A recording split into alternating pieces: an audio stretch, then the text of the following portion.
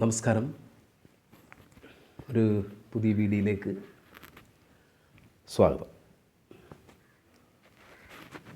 നമ്മൾ ഈ ബോർഡിൽ കാണുന്ന ഒരു ചോദ്യം സ്ഥിര പരിചിതമാണ്. എല്ലാ പരീക്ഷകളിലും ചോദിക്കുന്ന, മത്സരങ്ങൾക്കൊക്കെ ചോദിക്കുന്ന ഒരു ചോദ്യമാണ്. ഇതൊരു കൺഫ്യൂഷൻ ഉണ്ടാകുന്ന ഒരു ചോദ്യമാണ്. 7 + 5 × 3 അങ്ങനെ തുടർന്ന് പോകുന്ന സംഖ്യ ഇങ്ങനെ ഒരുപാട് ചോദിക്കാറുണ്ട്. ഇത് പെട്ടെന്ന് കൺഫ്യൂഷൻ വരുന്നതാണ്, നല്ലതുകൊണ്ടാണ് അത്തരത്തിലുള്ള ചോദ്യങ്ങൾ എടുത്തിരുന്നത്. അതിനെ പറ്റി ഒന്ന് വിശദമാക്കാം. ഇതിൽ എത്ര ടേം ഉണ്ട് എന്നാണ് ആദ്യം പരിശോധിക്കുന്നത്. ടേം എന്ന് പറഞ്ഞാൽ എത്ര പദം. ഇപ്പം 7 എന്ന് പറയുന്നത് ഒരു ടേമാണ്. അങ്ങനെ ഈ ടേമിനെ നമുക്കൊന്ന് പരിചയപ്പെടുന്നത് ഒന്ന് മനസ്സിലാക്കാം. എല്ലാവർക്കും അറിയാം, എങ്കിലും ഞാനൊന്ന് പറയുന്നു, അറിയാത്തവരുണ്ടെങ്കിൽ എന്നുള്ളത് ഉദ്ദേശിച്ചാണ്. ഒരു പദം പൂർണ്ണമാവണമെങ്കിൽ അധികം അല്ലെങ്കിൽ പ്ലസ്, അഡിഷൻ്റെ ചിഹ്നം, പ്ലസ് പോസിറ്റീവ്, പ്ലസ് അല്ലേ, പ്ലസ്സോ മൈനസോ ചിഹ്നത്തിൻ്റെ ഇടയിൽ വരുന്നത് മാത്രമേ ഒരു പൂർണ്ണമായ പദം ആകുകയുള്ളൂ. അതിനുശേഷം മാത്രമേ ക്രിയകൾ നമുക്ക് ചെയ്യാൻ സാധിക്കുകയുള്ളൂ. ഇതിൽ കാണുന്നത് 7 അധികം എന്നാണല്ലോ. അപ്പോൾ 7 എന്ന് പറയുമ്പോൾ ഒരു പദമായി നമുക്ക് കണക്കാക്കാം, പൂർണ്ണമായ ഒരു പദമായിട്ട്. തൊട്ട് കാണുന്നത് 5 × 3 എന്നാണ്. അതിനപ്പുറത്താണ് അധിക ചിഹ്നം വന്നിട്ടുള്ളത്. അധിക ചിഹ്നം വന്നിട്ട് അതിന് ശേഷമാണ്. അതുകൊണ്ട് 5 എന്നുള്ളത് ഒരു പൂർണ്ണമായ ഒരു ടേമല്ല, 3 എന്നുള്ളതും ഒരു പൂർണ്ണമായതല്ല. ആ ചിഹ്നം, 2 ചിഹ്നം അപ്പുറത്തും ഇപ്പുറത്തും അധിക ചിഹ്നം വന്നു, അതിനിടയ്ക്ക് കാണുന്നതേ ഒരു ടേമാവും എന്ന് പറഞ്ഞാൽ 5 എന്ന് പറയുന്നതും 3 എന്ന് പറയുന്നതും ഒരു ടേമുമല്ല. ആ ഒരു ടേം ആവണമെങ്കിൽ ആ ടേം ആക്കിയതിന് ശേഷമേ നമുക്ക് ക്രിയയിലേക്ക് കടക്കാൻ സാധിക്കൂ എന്നുള്ളത് കൊണ്ട് ഇതൊരു ടേം.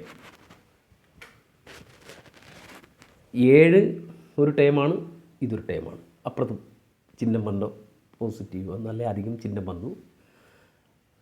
പക്ഷേ ഇവിടെ ഒരു ഗുണനം കിടക്കുന്ന അധികമല്ല. അതുകൊണ്ട് 12 ഒരു ടേമല്ല, ഒന്നും ഒരു ടേമല്ല. അതുകൊണ്ട് ഒരു ടേം ആക്കണമെങ്കിൽ ഇതും ഇങ്ങനെ. പക്ഷേ 25 ഒരു ടേമാണ്. കാരണം എന്താ, അത് ഒരു തൊട്ട് അപ്പുറത്തും ഇപ്പുറത്തും എന്താ വന്നേക്കുന്നത്, അധികമോ അല്ലെങ്കിൽ ഇതിപ്പം സബ്സ്ട്രാക്ഷൻ്റെ ചിഹ്നമില്ല, അധികമാണ്. അധികമായതുകൊണ്ട് അത് 25 ഒരു ടേമാണ്. പിന്നെ വന്നേക്കുന്നതുണ്ടോ 9, അതിൻ്റെ പുറത്ത് ആണെങ്കിലും ഇതിനിടയ്ക്കൊരു ഹരണം ആണ് വന്നിരിക്കുന്നത്. അത് ഒരിക്കലും 9 ഒരു ടേമായിട്ട് പരിഗണിക്കാൻ പറ്റത്തില്ല, 3 ഒരു ടേമായിട്ട് പരിഗണിക്കാൻ പറ്റാത്തത് ഇത് ചേർന്നൊരു ടേമാണ്.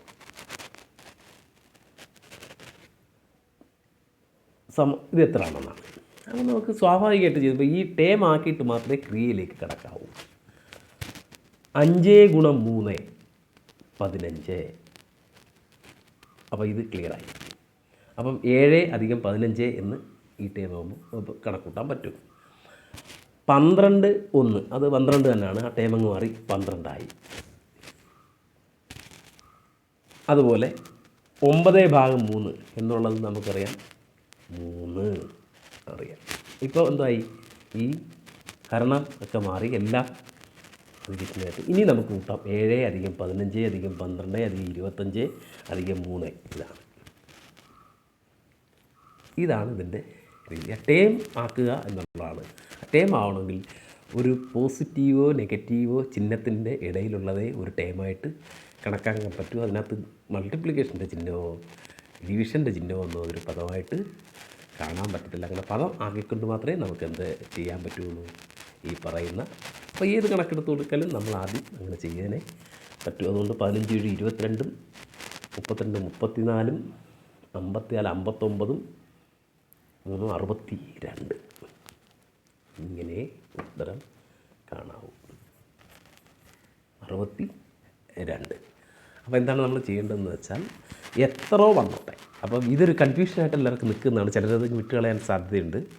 അത് അതിന് ചിലപ്പോൾ പറഞ്ഞു തരാറുള്ളത് ഈ ഗുണിക്കാനുള്ളത് ആദ്യം എല്ലാം ചെയ്യണം, ഹരിക്കാനുള്ളത് ചെയ്തിട്ട് പിന്നീട് ക്രിയയിലേക്ക് കിടക്കണം എന്നാണ്. ഇത് തന്നെയാണ് സത്യം. പക്ഷേ എന്താണ് വസ്തുത എന്ന് വെച്ചാൽ ഒരു ടേം ആവണമെങ്കിൽ അതിൻ്റെ ഇടയിലുള്ള ചിഹ്നം ഒന്നിൽ അധികമോ അല്ലെങ്കിൽ ന്യൂനം അല്ലെങ്കിൽ ഈ സബ്സ്ട്രാക്ഷൻ്റെ ചിഹ്നമോ ആയിരിക്കണം.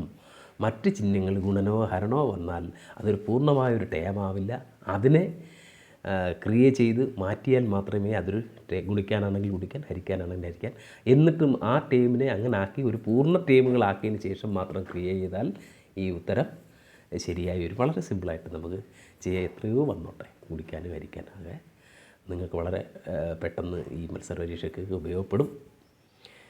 അതിനെപ്പറ്റി എല്ലാവരും ഒന്ന് മനസ്സിലായെങ്കിൽ ഒന്ന് കമൻ്റൊക്കെ ഇട്ട് ഒന്ന് സഹകരിക്കണം. ഇനിയും ഇങ്ങനെയുള്ള ചോദ്യങ്ങളുമായിട്ട് ഇനിയും കാണാം.